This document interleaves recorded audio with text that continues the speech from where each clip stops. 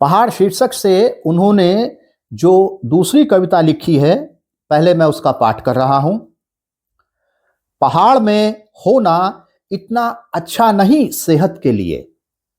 पहाड़ में होना इतना अच्छा नहीं सेहत के लिए जितना बताया जाता है। मेरे आधे से ज्यादा बिरादर आधी उम्र से पहले मर गए पहाड़ में। पहाड़ में आकर सैलानी को लगता है कि बहुत ठंडा है पहाड़। वो उनसे कभी नहीं मिला जो रोते हैं तो टपकता है लावा पहाड़ में। पहाड़ शीर्षक की छठी कविता। पहाड़ में हर कस्बे में है एक अस्पताल और एक या एक से कम डॉक्टर, 2 शराब की दुकानें हर कस्बे में पहाड़ में। 9वीं कविता। पहाड़ में नई बहुएं गोबर नहीं निकालती। पहाड़ में नई बहुएं गोबर नहीं निकालती, हलिया बेगार को मना करता है। यानी कोई विद्रोह चल रहा है। पहाड़ में नई बहुएं गोबर नहीं निकालती, हलिया बेगार को मना करता है। मुसलिए बहुत हो गए, यानी मुसलमान बहुत हो गए। मुसलिए बहुत हो गए, बामण डूमी गए, यानी जो ब्राह्मण हैं उनको अछूतों से छूत लग गया है, वो उनसे छू गए हैं, उनके साथ खान पान कर रहे हैं। तो फिर से सुनिए।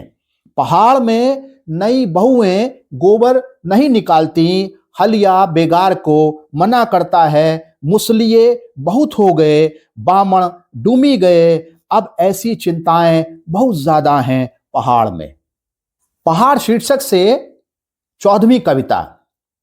पहाड़ में मुसलमान बहुत कम हैं, रहते हैं किराए पर न जाने कितनी पीढ़ियों से। मेरे कस्बे में एक का घर था अपना।